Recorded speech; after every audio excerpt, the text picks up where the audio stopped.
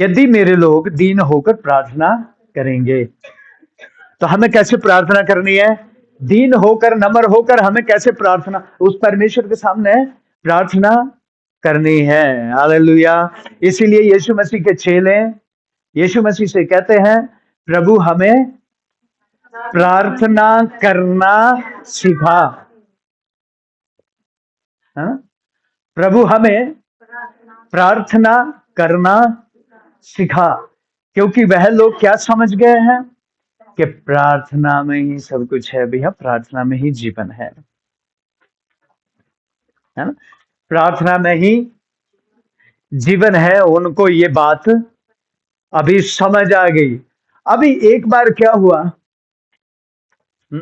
एक बार क्या हुआ कि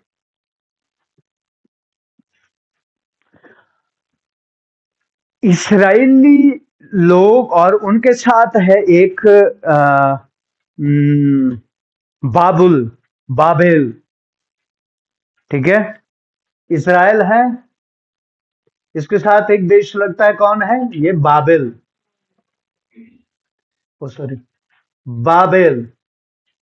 और ये बाबेल है, ठीक है, और ये क्या है? इस्राएल। अभी बाबेल का राजा कौन है? नबूकदनेस्सर। नाम थोड़े मुश्किल है। क्या नाम है इस राजा का? नबूकदनेस्सर।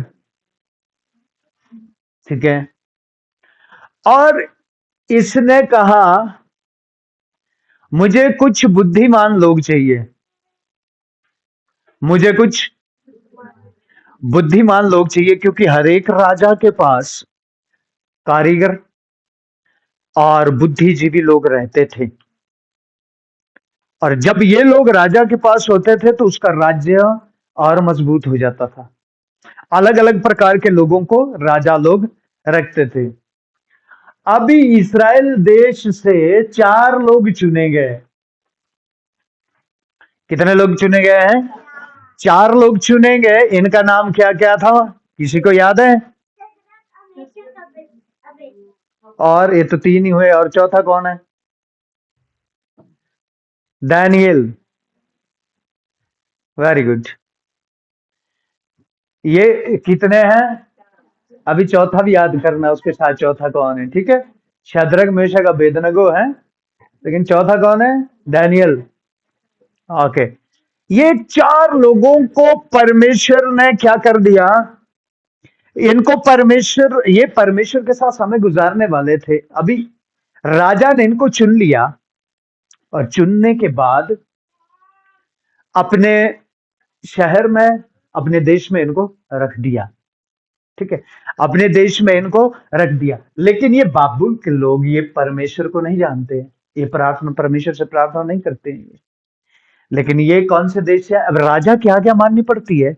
इसीलिए क्या हो गया, ये चारों के चारों इस देश में पहुंच गए, है ना? इस देश में पहुंच गए, और जैसे इस देश में पहुंचे, जो जो इनको घर दिया गया था वहां जाके ये बैठे, और इन्होंने क्या करना शुरू किया? प्रार्थना।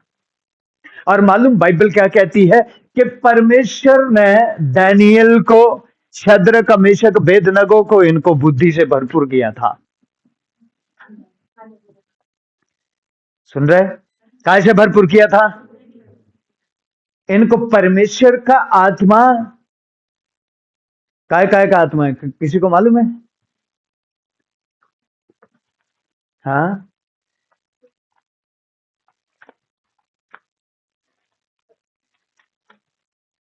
ओके, किसी को मालूम है परमेश्वर का आत्मा? स्वप्न का नहीं है।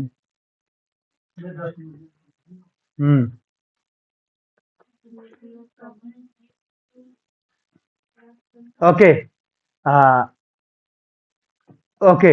प्रकाशित वाक्य 1 का 4 पढ़े जरा,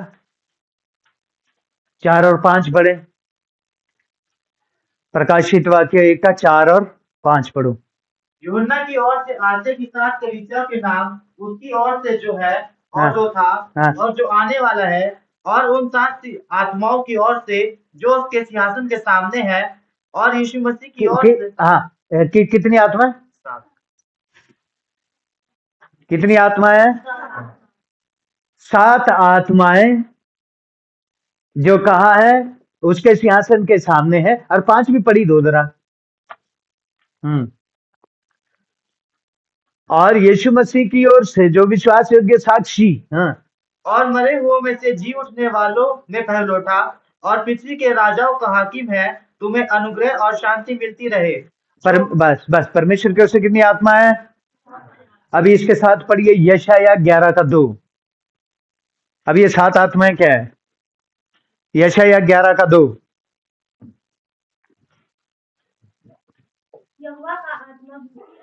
हाँ रुकिए जरा। हाँ एक मिनट। अभी देखना ये 7 आत्माएं क्या है? यहोवा का आत्मा। और क्या है? बुद्धि, समझ, युक्ति, पराक्रम, ज्ञान, भय। 1 2 3 4 5 6 7 हुआ है ये 7। 3 4 5 6। और क्या लिखा है? ये परमेश्वर की जो ये आत्मा एक है ये, लेकिन इसमें 7 बातें ये देता है। और ये कहां पर है? ये पृथ्वी के ऊपर है। परमेश्वर का आत्मा कहां है? उसके लोगों में है ना। ठीक है, समझ आ रहा है? परमेश्वर का आत्मा कहां है? उसके लोगों में है ना। इसीलिए उसके लोग कैसे होंगे? बुद्धिमान। देखो फोन बंद करो, किसका फोन बज रहा है?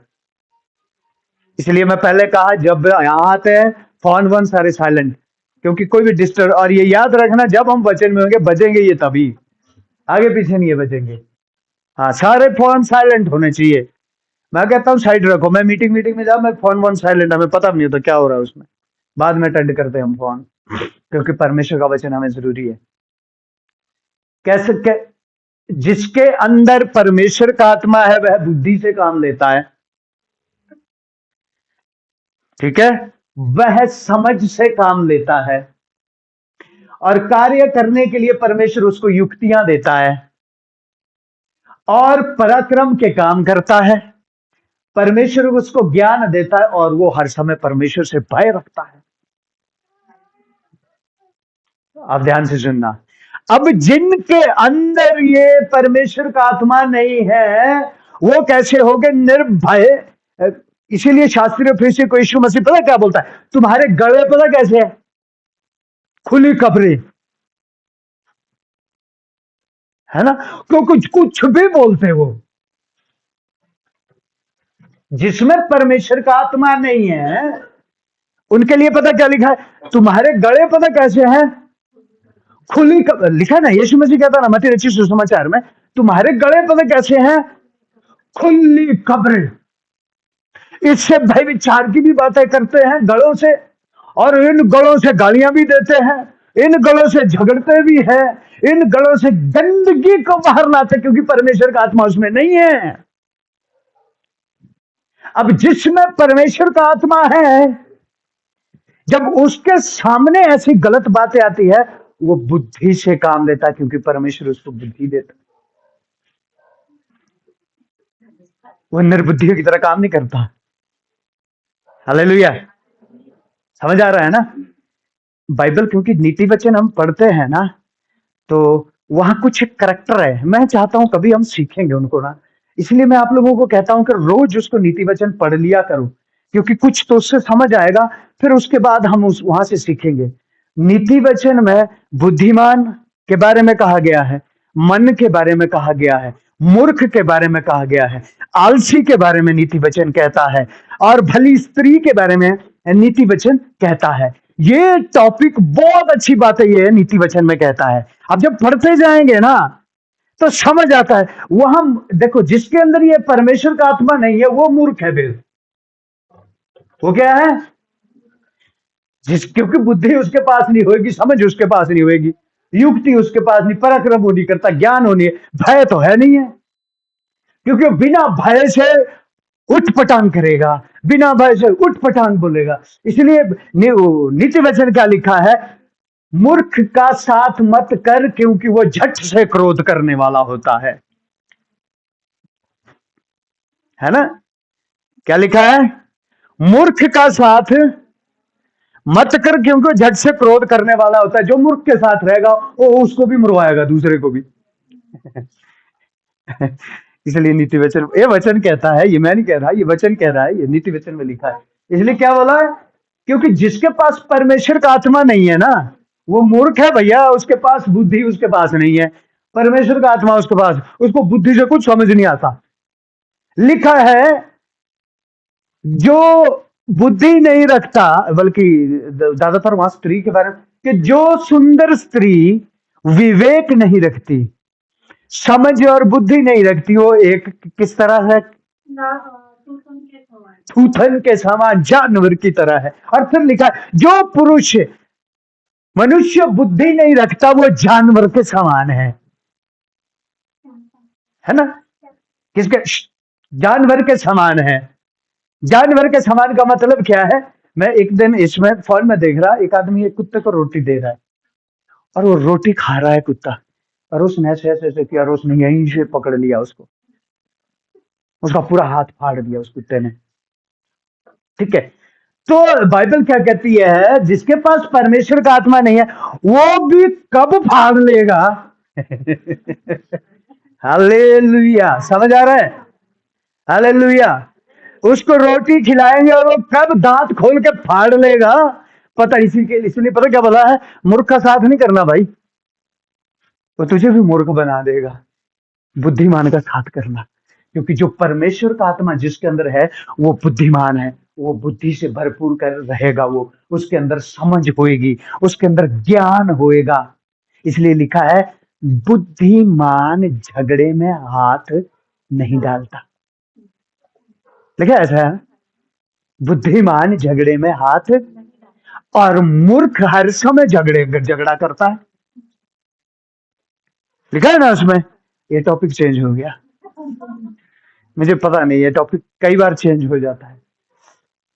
अब मूर्ख क्या करता है, वो झगड़े में क्या डालता है, वो हर समय वो क्रोध में रहता है, हर बात में ही वो क्रोध में रहेगा। अब लेकिन बुद्धिमान क्या करेगा, वो जल्दी झगड़े में हाथ नहीं डालता। इसलिए परमेश्वर का आत्मा जिसके अंदर है, वो परमेश्वर का, मुंह खोलने से पहले उसको अंदर भय आ जाता है परमेश्वर का। शास्त्री फरीसी लोग कैसे थे, परमेश्वर का भय नहीं था उनके अंदर भैया, इसलिए कुछ भी बोलते थे, सबके सब नाश हो गए। ठीक है, और बहुत सारी बातें लिखी है नीति वचन में ना। और मालूम क्या कहता है, ये लोग परमेश्वर के राज्य को अपने हाथ से बिगाड़ते और उसको खत्म करते हैं। हालेलुया। पता क्या लिखा है, बुद्धिमान, चल सुनो सुनो सुनो, उसको बैठने दो राहुल को, सुनो इधर सुनो, क्या लिखा है, बुद्धिमान अपने मुंह से राज्य बनाता है, मूर्ख अपने मुंह से राज्य को खत्म करता है। चलो बेटा बंद करो, ये कहती है बाइबल।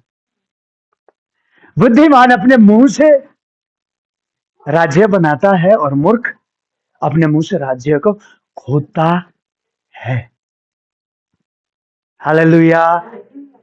और क्योंकि कुछ लोग देखना ना, बाजार में भी कई नौजवान होते हैं, मूर्ख लोग होते हैं, वो कैसे होते हैं, एक बोलेगा यार भाई उसने गाड़ी, और दूसरा बोला चलो क्या करेंगे हम उसको पकड़ेंगे। क्या है वो, शैतान का आत्मा, मूर्खता का, लड़ाई का, झगड़े का, क्रोध का, गालियों का, ईर्ष्या का, द्वेष का, नाश का, ये आत्मा शैतान का है। ठीक है, समझ रहे हैं। शैतान का आत्मा क्या है, क्रोध का, विरोध का, फूट का, कड़वाहट का, अधर्म का, झगड़े का, गालियों का। ये आत्मा किसका है, परमेश्वर का आत्मा क्या है, यहोवा का आत्मा, बुद्धि का आत्मा, समझ का आत्मा, युक्ति का आत्मा, पराक्रम का आत्मा, ज्ञान का आत्मा, और भय का, परमेश्वर के भय का आत्मा। वो हर बात में परमेश्वर का भय रखता है, और बाइबल कहती है जो परमेश्वर का भय बुद्धि का मूल है, और परमेश्वर का भय जीवन देता है, अनंत जीवन देता है। हालेलुया, समझ आया है? हालेलुया। इसीलिए डैनियल कौन सी आत्मा से भरा है? परमेश्वर के आत्मा से। ये परमेश्वर की आत्मा उसके बीच में है। क्लियर?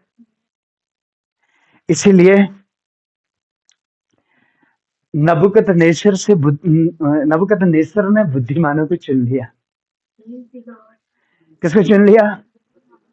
बुद्धिमान लोगों को चुन लिया। और उसमें बुद्धिमान कौन है? देखिए, अब फिर कहता हूं मैं, जिसके अंदर परमेश्वर का आत्मा है, आप उससे मिलने से नहीं डरेंगे, उससे बात करने से नहीं डरेंगे। ठीक है, आप जब भी उसके साथ में जाएंगे आराम महसूस करेंगे। उसको मालूम है कि मैं इससे बात कर सकता हूं। जिसके अंदर परमेश्वर का आत्मा नहीं है, उससे आप बात बात में डरेंगे, मालूम नहीं किस बात पे भड़क जाए। नीति वचन पढ़ के देखो, जब मैं पढ़ता हूँ बड़ा मजा आता है मुझे। जब मैं पढ़ता रहता ना, उसमें मैं बहुत सारी बातों को अलग कर रहा हूं, मैं करता रहता हूं, मैं अलग, है ना? ठीक है, जिसके अंदर परमेश्वर का आत्मा है, आप बेझिझक उससे बात कर सकते है ना? आप बेझिझक उसके साथ बैठ सकते हैं, आप बेझिझक उसको अपने घर में बुला सकते हैं, उसके घर में जा सकते हैं, उससे बात कर सकते हैं। लेकिन और जिसके अंदर ये आत्मा नहीं है, भैया उससे डरना पड़ेगा। घर में बुला दिया, कहीं सलाद नहीं दिया, पता नहीं क्या हंगामा कर देगा ये। ओके, ये समझ आ रहा है? और इससे आपको हर एक बात में डरना पड़ेगा। आप इससे बात नहीं कर सकते क्योंकि पता नहीं है किस बात में भड़क जाए। अब बात नहीं करेंगे तो उसी बात में भड़क जाएगा वो। समझ आ रहा है? इसलिए बोला मूर्खों से दूर रहो।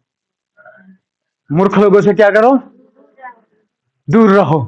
क्योंकि आप इसके नजदीक डर के मारे नहीं जाएंगे। क्यों नहीं जाएंगे? भैया इससे बात नहीं कर सकते हम, क्योंकि पता नहीं है कब किस बात में भड़क जाए, है ना? पता नहीं किस बात में। मैंने राहुल को बोल दिया, यार निखिल तो अच्छा है, उसने बोला अच्छा मैं गंदा हूं, इसका मतलब मैं गंदा हूं। मैंने बोला यार ये थोड़ा सा ना, ये काम थोड़ा, चलो नौजवान है, भाग दौड़, तो मैं कौन सा बुढ़ा हो गया हूं? ये निशानियां हैं मूर्खों की, है ना? नहीं नहीं, मुझे मालूम है, इसलिए आपका नाम लिया मैंने। ठीक है, अभी समझ आ रहा है? ये ठीक। अभी इस आदमी से भैया भय खाना पड़ेगा इसके पास। देखो, हम इससे, इस आदमी से मिलने से डरेंगे, इससे बात करने से डरेंगे, क्योंकि उसका पता नहीं है, कभी भी भड़क सकता है भाई। अब यदि इससे बात नहीं करेंगे, मिलेंगे, तब भी ये भड़केगा।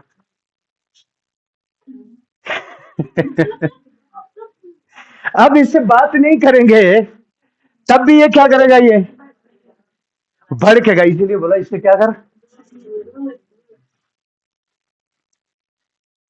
नीति वचन कहता है क्योंकि मूर्ख सारे में अशांति फैला के रखता है। अब परमेश्वर ने किसको चुना? बुद्धिमानों को। भैया मूर्खों को नहीं चुना उसने। उसको पता है, उसको मेरे देश में, राज्य में क्या चाहिए? शांति चाहिए। देश में क्या चाहिए? उसको शांति चाहिए, और उसको बुद्धि के काम चाहिए। अब परमेश्वर ने किसको चुन लिया? डैनियल, शद्रक, मेशक और अबेदनगो को। अब सबसे पहले वहां डैनियल है, और बाइबल क्या कहती है? डैनियल 3 बार कोठरी में जाके प्रार्थना करता है। डैनियल रोज प्रतिदिन जाके प्रार्थना करता है। हालांकि वो राजा के अधीन है। यदि आप लोगों को राजाओं के बारे में मालूम हो, हमारे गांव में भी बुजुर्ग लोग कहते थे कि ध्यान दीजिए, मर्दों का खाना कैसा होना चाहिए? पता नहीं यहां कहावत तो थी कि नहीं। देखो, हमारे एक कहावत पता क्या होता था? औरत का नहाना और मर्द का खाना जल्दी होना चाहिए बोलते हैं। हमारे बोलते थे, पर है ना, सुना है ना? हाँ, क्यों बोलते थे? देखो, औरत का नहाना और मर्द का खाना जल्दी होना चाहिए। ये क्यों बोलते थे? औरत का नहाना क्यों बोलते थे? उस समय बाथरूम नहीं होते थे, अंधेरे में नहाना पड़ता था, सुबह 4 बजे उठ के नहाना पड़ता था, बाथरूम टॉयलेट नहीं होते थे, है ना, फटाफट नहाना पड़ता था लेडीज को। अब मर्द का खाना क्यों जल्दी होता था? क्योंकि राजा की आवाज कब पड़ जाए खाना छोड़ना पड़ेगा, इसलिए समय मिला तो भर लो, है ना। अब ये भी जो दानियल है ना, दानियल उसी समय में तो है ना। आज हम बोलते हैं हमारे को तो समय नहीं प्रार्थना का। इस समय में भी दानियल 3 बार जाकर अपनी कोठरी में, उसने कहा जो उसका कमरा है, कमरा बंद करके क्या करता है? वह प्रार्थना करता है, क्योंकि दानियल जानता है कि मेरा यहोवा परमेश्वर है जिसने मुझे बुद्धि समझ और ज्ञान दिया। यदि वो मेरे साथ नहीं है तो मैं कुछ भी नहीं कर सकता। इसीलिए प्रभु के लोगों, प्रार्थना करने वाला समझदार होएगा, बुद्धिमान होएगा, परमेश्वर अपने पराक्रम के कार्य उससे लेगा। वो जो कार्य करेगा वो परमेश्वर के अनुग्रह से करेगा और बड़ी अच्छी युक्ति के साथ वो काम करेगा। कैसे करेगा वो? बड़ी अच्छी युक्ति के साथ वो काम करेगा और ज्ञान से परमेश्वर उसको अपने भर देगा। समझ आ रहा है ना इस बात का? इसीलिए ऐसे लोगों को चुना गया। कहीं ये देश में नहीं मिले, इस्राएल से लेके आने पड़े ये बुद्धिमान 4 लोग। ये कहा नहीं मिले इनको? अपने देश में, बाबुल देश में नहीं मिले बुद्धिमान। अभी कहां से लाने पड़े? इस्राएल से, क्योंकि इस्राएल में परमेश्वर यहोवा का आत्मा वास करता है, इसलिए वहां के लोग बुद्धि से भरपूर है।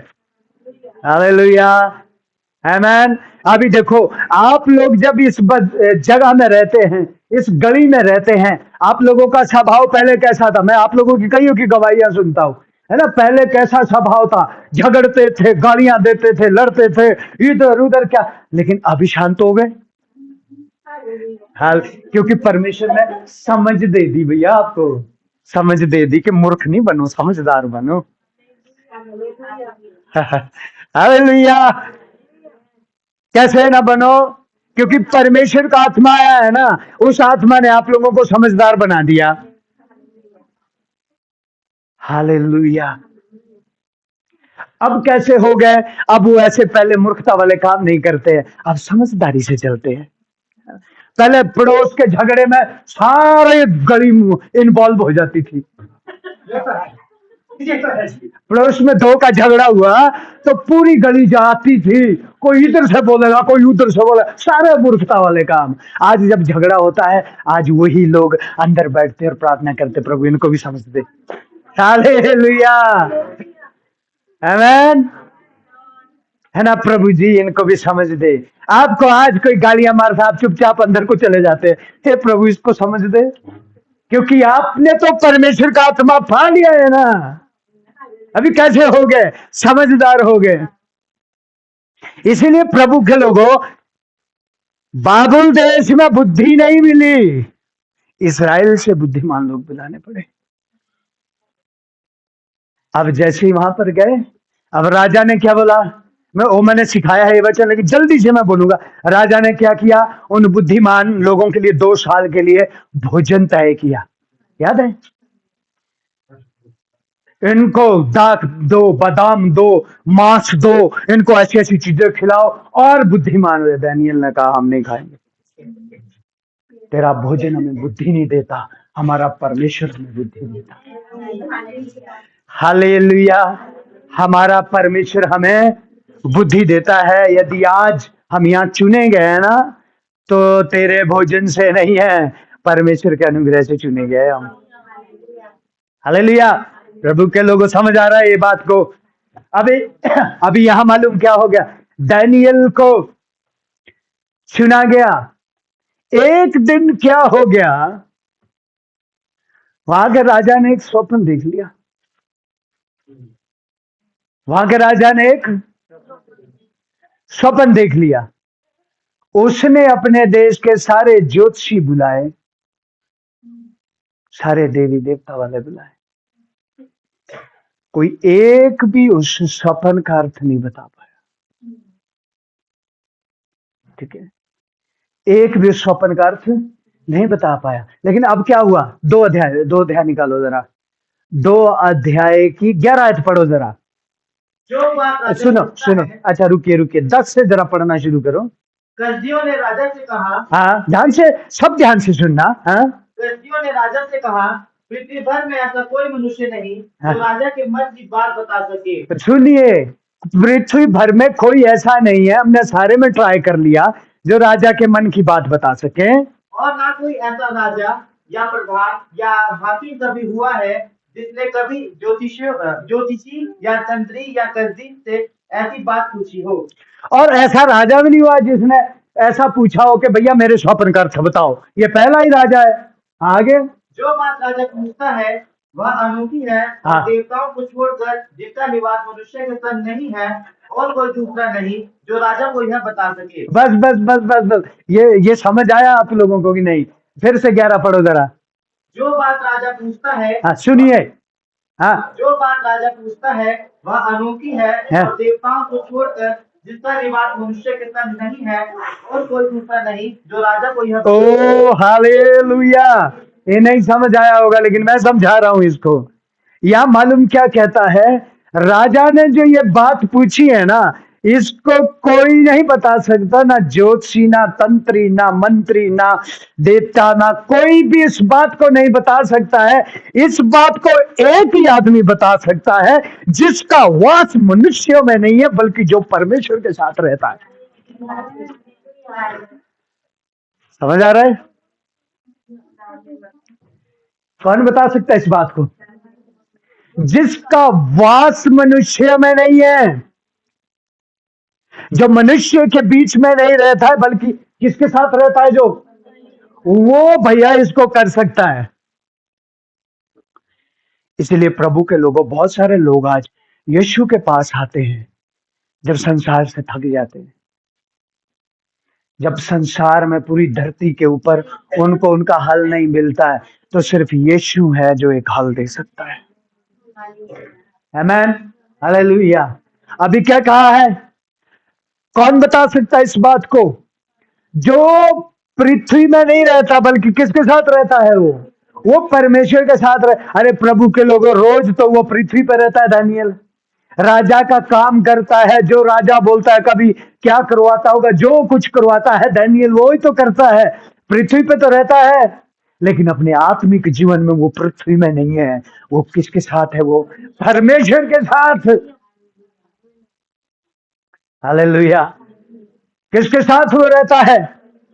वो परमेश्वर के साथ रहता है, क्योंकि वो पृथ्वी की बातों पर मन नहीं लगाता, वो स्वर्ग की बातों पर मन लगाता है। इसीलिए मत्ती रचित सुसमाचार 6 अध्याय में लिखा, ना खाने की, ना पीने की, ना संसार की, ना किसी बात की चिंता क्यों करते हो? अन्य जाति भी तो यही करते हैं, क्योंकि अन्य जाति पृथ्वी पर रहते हैं। यदि हम परमेश्वर के साथ रहते हैं ना, तो हम इन बातों की चिंता नहीं है। हम हर समय चिंता करेंगे, प्रभु मुझे और कैसे करीब आना है आपके। लिखा है, धन्य है वह जो शोक करते हैं। लिखा है ना 5 अध्याय, मैंने सिखाया तो है बीच में। क्या लिखा है? धन्य है वह जो शोक करते हैं। कौन सा शोक? किसी की आटा खत्म हो गया उसके लिए शोक करते रहते हैं, है ना? करते रहते हैं कि नहीं करते रहते हैं? किसी का रिश्तेदार दूर हो गया उसके लिए शोक में पड़े रहते हैं, उसके लिए रोएंगे, शोक करेंगे। वो शोक नहीं है। धन्य है वह जो शोक करते हुए शांति पाएंगे। क्या हम शोक करते हैं? हे प्रभु, और मुझे तेरे पास आज प्रार्थना नहीं की प्रभु, मैंने आज वचन नहीं पढ़ा। शोक होता है क्या उस बात से? जब संसार को हम देखते, प्रभु नाश हो रहे लोग, शोक होता है क्या हमें? धन्य है वो शांति पाएंगे। हालेलुया। धन्य है वह लोग क्या पाएंगे? शांति पाएंगे। प्रभु के लोगों शांति पाएंगे। आप ऑनलाइन वाले दोबारा रिज्वाइन करें, वचन आधा रह जाएगा।